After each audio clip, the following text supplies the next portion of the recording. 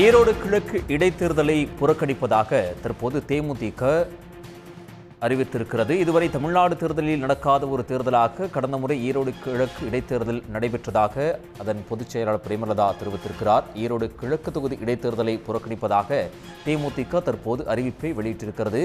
அதிமுக இந்த தேர்தலை புறக்கணிப்பதாக அறிவித்திருந்த நிலையில் அதனைத் தொடர்ந்து தற்போது தேமுதிகவும் தன்னுடைய நிலைப்பாட்டை தெரிவித்திருக்கிறது. இந்த ஈரோடு கிழக்கு இடைத்தேர்தலில் தேமுதிக சார்பில் யாரும் களமிறக்கப் போவதில்லை என்பதை அந்த கட்சி தற்போது தெளிவுபடுத்தியிருக்கிறது. ஈரோடு கிழக்கு தொகுதி இடைத்தேர்தலை புறக்கணிப்பதாக தேமுதிக தற்போது அறிவிப்பை வெளியிட்டுள்ளது. அதிமுகவை தொடர்ந்து தேமுதிகவும் தற்போது ஈரோடு கிழக்கு இடைத்தேர்தலை புறக்கணித்திருக்கிறது.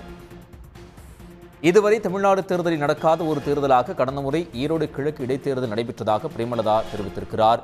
ஈரோடு கிழக்கு தொகுதி இடைத்தேர்தலை அதிமுக புறக்கணித்த நிலையில் தற்பொழுது அதிமுகவை தொடர்ந்து தேமுதிகவும் இந்த இடைத்தேர்தலை புறக்கணிப்பதாக அறிவித்திருக்கிறது.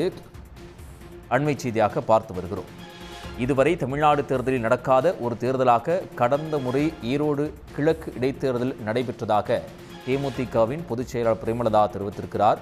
கடந்த இடைத்தேர்தலில் போட்டியிட்ட தேமுதிக தற்போது போட்டியிடவில்லை என்பது குறிப்பிடத்தக்க ஒரு விஷயம்.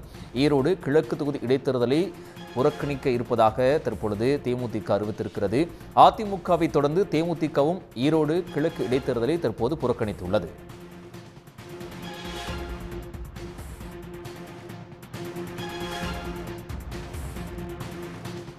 கடந்த இடைத்தேர்தலில் தேமுதிக சார்பில் போட்டியிட்ட வேட்பாளருக்கு 1432 வாக்குகள் மட்டுமே கிடைத்திருந்தது. இந்த சூழலில்தான் தற்பொழுது தேமுதிக இந்த இடைத்தேர்தலை புறக்கணித்திருக்கிறது.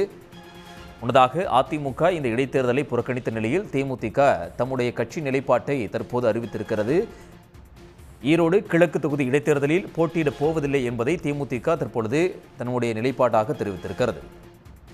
கடந்த இடைத்தேர்தலில் தேமுதிக சார்பில் போட்டியிட்ட வேட்பாளர் 1432 வாக்குகள் மட்டுமே பெற்றிருந்தார். 1% கூட வாக்கு பெற முடியாமல் கடந்த இடைத்தேர்தலில் படுதோல்வி அடைந்த தேமுதிக தற்போது இந்த இடைத்தேர்தலை புறக்கணித்திருக்கிறது.